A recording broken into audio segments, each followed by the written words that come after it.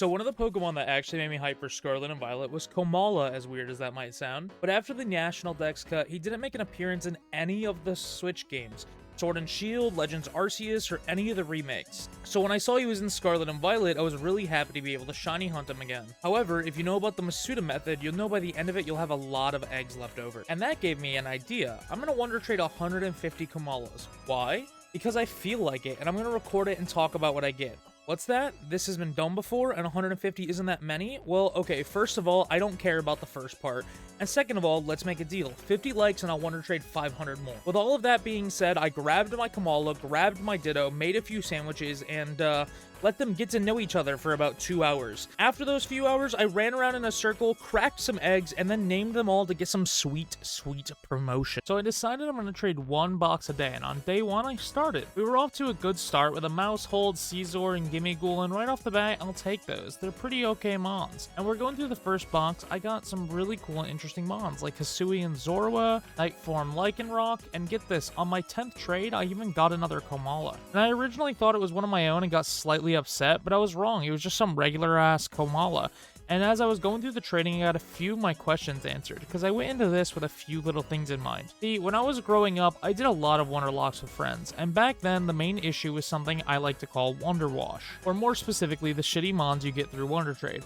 Back in those days, it was about 80% Route 1 repeats and 20% cool or unique mons. In fact, even through the whole first box, I only got 2 duplicate Pokemon, an Eevee and an Igglybuff.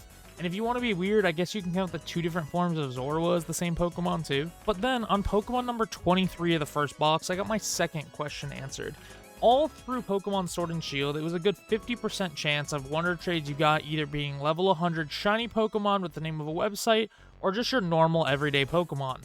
The whole point of those websites is to have you go there and pay to hack in whatever competitive shiny you want. In a weird way, it's kind of like what I'm doing with my Komalas. But right at 23, I got a shiny Caesar holding a metal code. So once I got it, it fully evolved into a shiny Caesar. Wait, did I say Caesar the first time? I meant Scyther, you get it. The only weird part was that it was level 5, and the last Pokemon I'm going to talk about in the box was a Dynamo because it got towards the end, and I fucking love this thing. I remember when I was growing up, I started in Gen 5, and I always saw them and never knew they evolved. So I never got it because it looked like a weak little worm. And when I grew up, I realized it evolved into one of the coolest Pokemon lines in all of Gen 5. I was so disappointed with my younger self that I never used one on my original team. Anyway, on to box and day 2. So then, on to day 2. Wait, day 4? Really? Day fucking 4? I couldn't stick with the plan for more than 1 day? Alright, anyway, on day 4 I decided it was time to catch up with my trades. So right on to box 2, our first Pokemon was actually a starter. No, not one from this region, but still a little Stobble. And much to my shock, it was shiny. Well, a shock until I saw its name, that is. I really appreciate them all doing free advertising for me though. And get this, just 4 trades later I got a shiny Inteleon. I mean, I don't know why these dumb sites are just trading the Sobble line, but to be honest, I really don't want them. Through the rest of this box, we actually got some really cool mons too, like a Muck, Blissey, Vespiquen, and Hydreigon. Then we even got a level 100 shiny Decidueye that's definitely not hacked. People are just so generous. I mean, this is the 3rd shiny in this box. We then finish out this box and get a couple more really cool things, like a fully legit Sprigatito, our first legit starter, a little Noibat named 10, which makes me think someone is shiny hunting this little dude, which I looked it up, and both Noibat and Noivern shinies are pretty fucking solid. Anyway, that finishes up box 2, and honestly, not a bad set of trades overall. This was supposed to be done in like 5 to 6 days, and now this video is supposed to go up in 4 days, and the DLC is out, so I wonder how that's gonna affect the rest of the trades. It was good up until trade 3, because that's when we got our first definitely legit Pokemon, a shiny Oshawott, and as I was trading through the box, we actually got some Pokemon from the new DLC, so it's good to know people are playing it and sharing the mons, like Feebas, Weezing, and Nosepass. And you know what I don't get?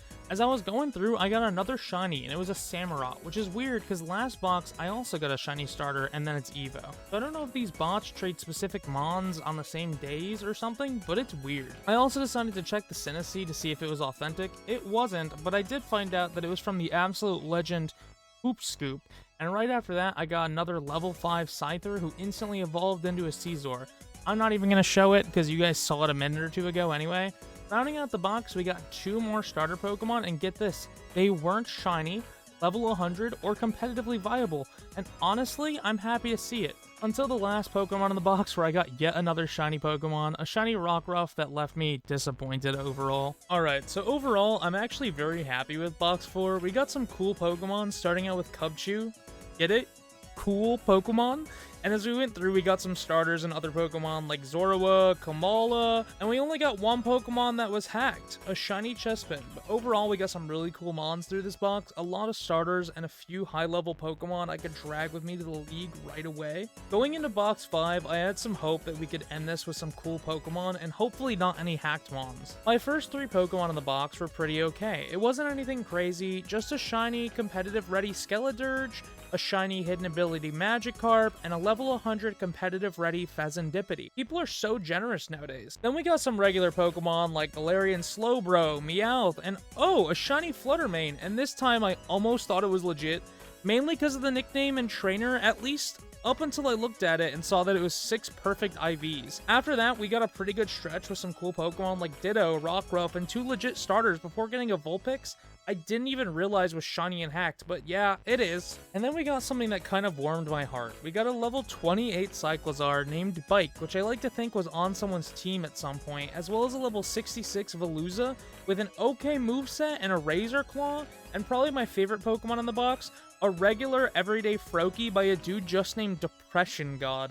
And if you're watching this, I hope you're good, man. Yeah, and then we rounded out the box with some okay, like, normal mons, like a Litwick, another shiny Chespin, a competitive ready Ribombee. We even got to the end of the box and got a fully comp-ready shiny Azumarill. I actually think it's kind of funny. I wanted this box to have, like, the least amount of, like, hacked and dumb Pokemon like that, and a bunch of cool and wacky mons to end out on, especially because last box really didn't give me much to talk about, and instead all we got was a bunch of hacked mons. And in case you were wondering and don't want to go through and do all the math yourself, in the 150 Pokemon we traded out, we had 17 hacked Pokemon.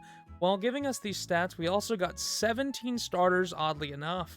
And I'll throw in the individual gens on screen right now, with Gen 5 of course having the most overall, and Gen 1 not too far behind. Overall, the amount of hacked Pokemon I got actually did make me upset, and don't worry, I got rid of them all, but the other mons made me genuinely happy that I did this video, because it was cool to see what I got. And yes, I know this is a fairly small sample size, so like I said in the beginning, if this video gets 50 likes, I'll trade 500 more. And I'm even thinking about possibly doing a Wonderlock run of Scarlet and Violet at some point, so if that's something you want to see, go to the comments and just say, hey man, Wonderlock win. With that being said, I'll see you later.